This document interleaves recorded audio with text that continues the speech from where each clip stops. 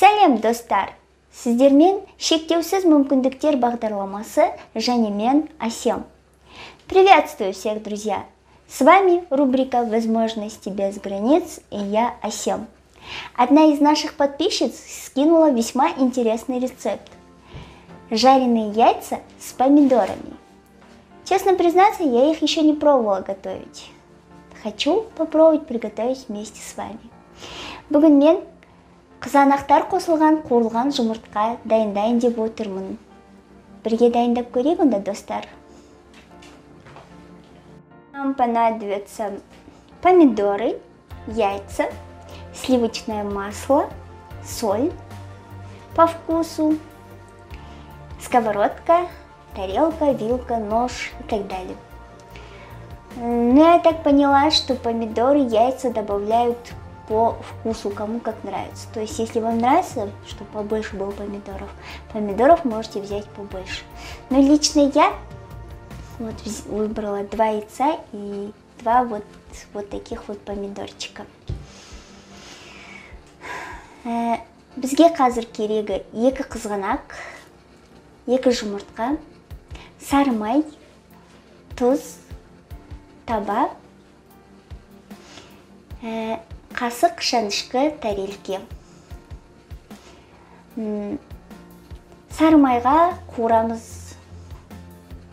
Жасап көрейік онда, достар. Табаны отқа қойып қояйық, қыза берсін. Біз газдың жанғанын қалай тексереміз, достар? От жанған кезде мынандай щелчок болады, дауысы шығады. Бірақ көз жеткізу үшін точно газды жағалғанымызға кішкене алақанымызды ақырындап апарып көреміз. Жылу келіп тұрса қолымызға, значит, біз газды жағалдық.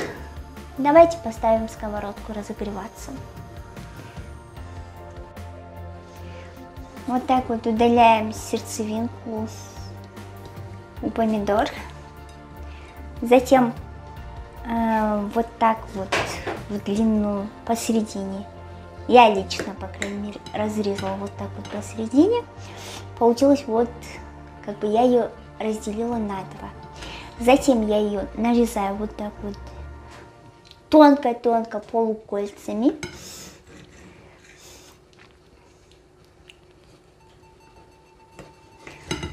И вот это, вот то, что я нарезала полукольцами, я еще нарезаю посередине вот это полуколечко. И вот так вот потихоньку нарезаю в кубик.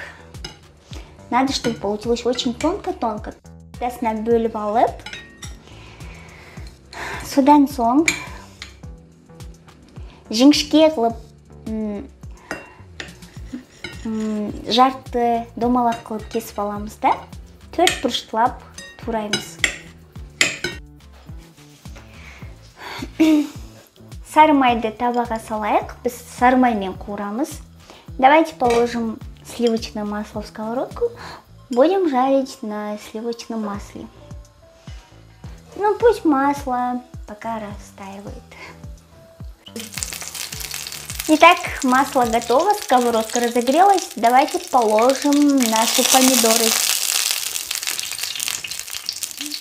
Таба қызды, майымыз қуырылып дайын тұр. Енді давайте қызанақтарды салайық.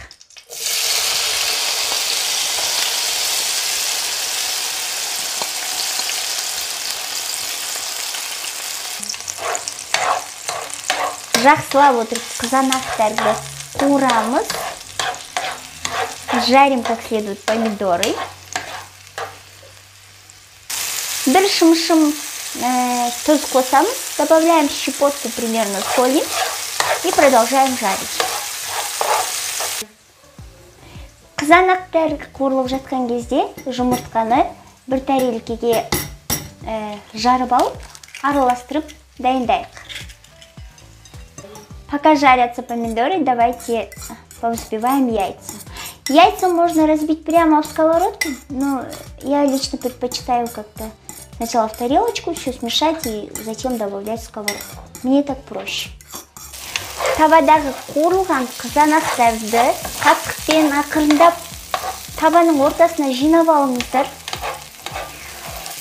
Аккуратно ложкой пожарившиеся помидоры соберите посередине сковородки вот так. Ну, примерно вот кружочек вот так соберите. Енді жорамалдап, жаңағы жинап қойдық қой домалақтап қызанақтарды. Соның үстіне жұмыртқамызды құямыз. Аккуратно вот мы собрали помидоры в кружочек посреди сковородки. Теперь аккуратно сверху наливаем яйцо. Табаның қақпағын жауып қойсақ та болады деп ойлаймын. Я думаю, можно накрыть крышкой и ждать, пока пожарится.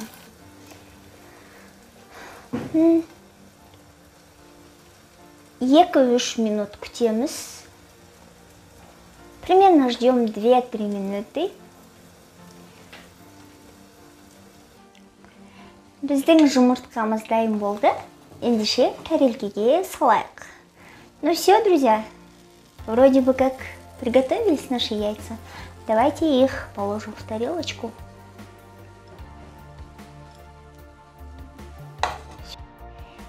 Вот такая вот получилась у меня яичница.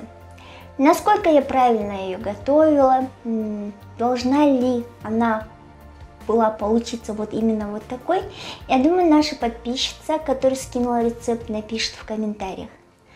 Мне, достар, осындай мне қуырылған, қызанақтар қосылған, қуырылған жұмыртқаны біз бүгін әзірледік. Онда дәмін көрейік.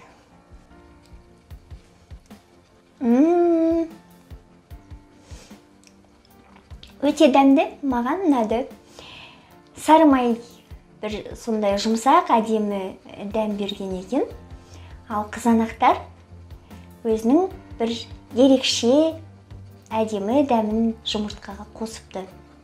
Весьма неординарно, очень вкусно, друзья. Мне лично эта яичница понравилась. Сливочное масло придало такой нежный привкус, а помидоры придали свой кислый привкус к яичнице. И получается такая необычная яичница. Рекомендую, попробуйте, приготовьте.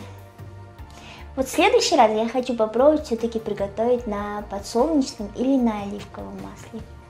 Сіздерде достар үйде дайындап көріңіздер, маған өте ұнады. Ендеше келесі жұмаға дейін аман есен болыңыздар. Біздің арнаға жазылып, лайк басып, пікір қалдыруды ұмытпағайсыздар. Ну все, друзья, до следующей пятницы. Не забывайте подписываться на наш канал, ставить лайки и писать комментарии. Всем пока!